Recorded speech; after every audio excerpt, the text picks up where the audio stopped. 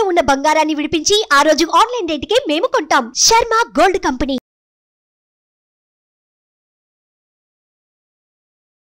నమస్తే, welcome to Suman TV. నేను మీ యామిని. ప్రస్తుతం మనతో ఉన్నారు ప్రముఖ ఆధ్యాత్మికవేత్త జ్యోతిషరత్న కోనాల భాగ్యలక్ష్మి రెడ్డి గారు ఉన్నారు. అమ్మతో మాట్లాడి మనకున్న సందేహాలను అడిగి తెలుసుకుందాం. అలానే ఈ మే నెలలో 12 రాశుల వారికి ఏ విధంగా ఉంటుంది ఈ విషయాలు కూడా అడిగి తెలుసుకుందాం. నమస్తే అమ్మా. నమస్తే అమ్మా. అమ్మ, అసలు మే నెలలో కర్కాటక రాశి వారికి ఏ విధంగా ఉంటుంది, వీరికి సంబంధించిన పరిహారాలు కూడా మాకు తెలియచేయాలమ్మా. తప్పనిసరిగా అమ్మా. ముఖ్యంగా ద్వాదశ రాశుల వారి గురించి చెప్పుకునే ముందు మొట్టమొదట మనం చేయాల్సింది ఏమిటంటే కనుక ఈ మాస ఫలాలు అంటే 1/5/2024 నుంచి 31/5/2024 వరకు ఈ మాస ఫలాలు కార్యక్రమంలో మార్పులు చేర్పులు ఉంటాయి. గ్రహాల యొక్క ప్రయాణాలు ఉంటాయి. ఆ ప్రయాణాల గురించి తెలుసుకున్నాక మనం ద్వాదశ రాశుల వారి గురించి మాట్లాడుకుందాం.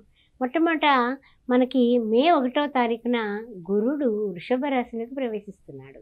ఆ తర్వాత మే 11వ తారీఖున బుధుడు మేషరాశిలోకి ప్రవేశిస్తున్నాడు. తర్వాత చూస్తే మే 14వ తారీఖున రవి వృషభ రాశిలోకి వృషభ సంక్రమణం జరుగుతుంది. ఆ తర్వాత మే 19వ తారీఖున శుక్రుడు వృషభంలోకి ప్రవేశిస్తున్నాడు. తర్వాత మే 31వ తారీఖున బుధుడు వృషభంలోకి ప్రవేశిస్తున్నాడు. అందువలన ఈ యొక్క గ్రహాల యొక్క గతుల వలన ద్వాదశ రాశుల వారికి ఉండేటటువంటి యోగాలు, మంచి అద్భుతమైనటువంటి అదృష్టాలు, వీటిలన్నింటి గురించి మనం పరిశీలిద్దాం. కర్కాటక రాశి వారికి గురువు యొక్క అనుగ్రహం వలన అద్భుతమైనటువంటి పరిస్థితులు రాబోతున్నాయి. మే 1వ తారీఖున గురుడు మారుతున్నాడు కదా.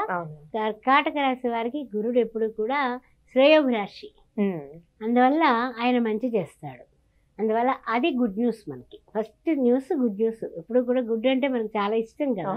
అయితే పునర్వసు 4వ పదం, పుష్యమి 4 పదాలు, ఆశ్లేష నక్షత్రం 4 పదాలు. సరే, ఏ విధంగా ఉండబోతోంది అనే విషయం మీరు అడిగారు. డెఫినెట్గా దానిలో ఏంటంటే అష్టమ శని దోషం ఉంది కదా.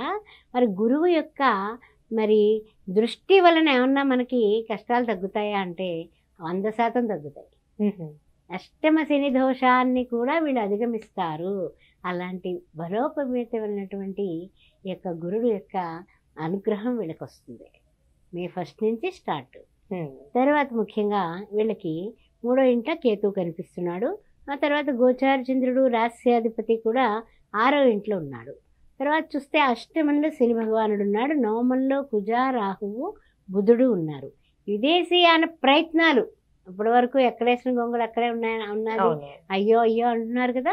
డెఫినెట్ గా మీరు పెడతారు, ఈ మే నెలలో వెళ్ళిపోతారు. అందువల్ల గురు అనుగ్రహం, అందువల్ల వెళ్ళగలుగుతారు. ఆ విషయం చూసుకోండి.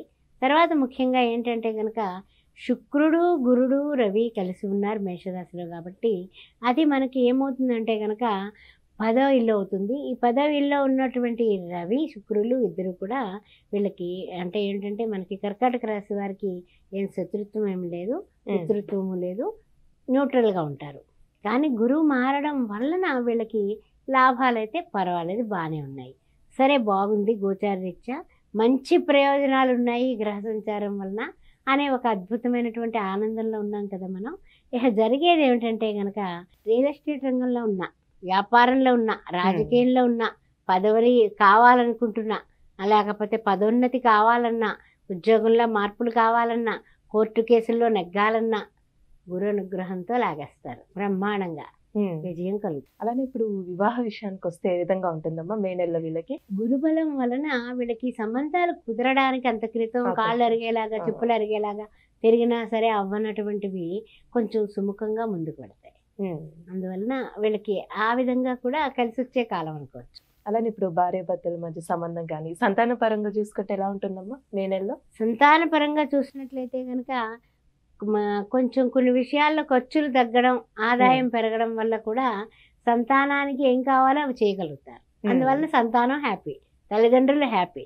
అందువల్ల అన్హ్యాపీ అనేది ఇక్కడ కనపడటం లేదు. తర్వాత చూసినట్లయితే కనుక కొన్ని విషయాల్లో అంటే ఏంటంటే నూతన అవకాశాలు నిరుద్యోగులకి, లేకపోతే ఈ ఉద్యోగం నుంచి ఇంకో ఉద్యోగులకి జంప్ చేయాలి అనే వాళ్ళకి కూడా ఈ మే నెల కలిసి వస్తుంది. తర్వాత చూసినట్లయితే కనుక ఖర్చులకు తగినటువంటి ఆదాయం ఉంటుంది కాబట్టి ఇంక అసలు నో ప్రాబ్లం అనమాట. అమ్మయ్య పర్లేదు ఆ ఖర్చు వచ్చి ఏం కాదులే, అది ఆదాయం వచ్చిందిగా, ఎప్పుడో ఇస్తానన్నవాడు మర్చిపోయినవాడు పట్టుకొచ్చి డబ్బులు ఇస్తే ఇంకా మనకి ఆనందమే కదా ఆ టైంకి ఇస్తే. అలాంటి అద్భుతాలు కూడా జరుగుతాయి.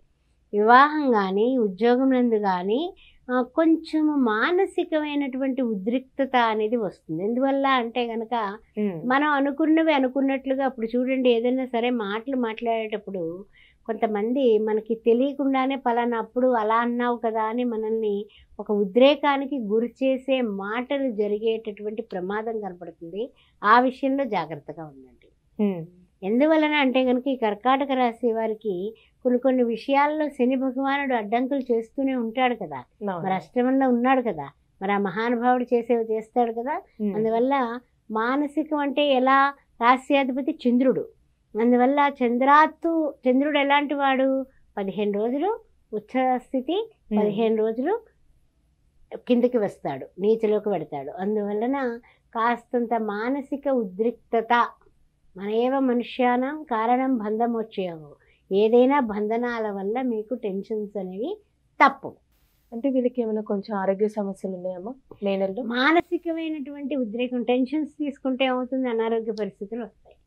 అందువల్ల కాస్తంత జాగ్రత్తగా ఉండండి. ఎండలకు తిరక్కండి, వేళకి తినండి, వేళకి నిద్రపోండి. శ్రేయోభిలాషిగా మీకు నేను చెప్తున్నటువంటి విషయాలు ఇవి. అంతేకాకుండా కొన్ని విషయాలు ఏంటంటే కనుక ఎలా ఉంటాయంటే కనుక మీ నిర్ణయాలు సమాజంలో, తర్వాత మీ ఇంట్లో, బయట, ఉద్యోగంలో, వ్యాపారంలో, రియల్ ఎస్టేట్ రంగంలో, ఆ తర్వాత మీరు ఎక్కడైతే ఏ వృత్తిలో ఉంటే అది, రాజకీయంగా బ్రహ్మాండమైన బీభత్సమైన గుర్తింపు వస్తుంది, గౌరవిస్తారు, మీరు ఆదరణ పొందుతారు, హోదాలు వస్తాయి. ఎందుకన్నా ఏం కావాలి చెప్పండి. అంతే. మరి వీళ్ళకి అసలు ఎలాంటి పరిహారం చేసుకుంటే కొంచెం మంచి ఫలితంగా ఉండొచ్చు మే నెలలో? అది డెఫినెట్గా చెప్పాలంటే శని భగవానుడు అడ్డంకులు లేకుండా శనికి సంబంధించిన పరిహారాలు చేయండి. శనివారం నియమాలు పాటించడం, వెంకటేశ్వర స్వామికి ప్రొద్దుట 6 to 7 మధ్యలో అఖండ దీపం వెలిగించి నువ్వుల నూనెతో అది మన్నాడు పొద్దున్న 6 గంటల వరకు ఉండేలా చేసుకుంటే ఇంకా చాలా మీకు బాగుంటుందమ్మా. వెంకటేశ్వర స్వామికి అష్టోత్తరం చేయండి, శ్రీ మహాలక్ష్మి అష్టోత్తరం చేయండి, పద్మావతి అష్టోత్తరం చేయండి. ఆ 3 చదివి గోవింద గోవింద గోవింద అనుకుంటూ శ్రీనివాస గోవింద, శ్రీ వెంకటేశ గోవింద, పురాణ పురుష గోవింద, పొండరీకాక్ష గోవింద అని చిన్నగా భజన చేసి కొబ్బరికాయ కొట్టి ఆయనకి నమస్కారం చేసి చిన్న గోధుమనుక పంచదార కలిపినటువంటి పచ్చి ప్రసాదం సత్యనారాయణమూర్తి చేస్తాం కదా, ఆ ప్రసాదం ఆయనకు నివేదన చేస్తే మీరు అనుకున్న పనులు అనుకున్నట్టు జరగకపోతే నాకు ఫోన్ చేయండి. చాలా చక్కగా తెలియజేస్తారమ్మా, ధన్యవాదాలు. శ్రీమాత్రే నమః. సుమన్ టీవీలో మీ పర్సనల్ అండ్ బిజినెస్ ప్రమోషన్స్ కోసం కింది నెంబర్కి కాంటాక్ట్ చేయండి.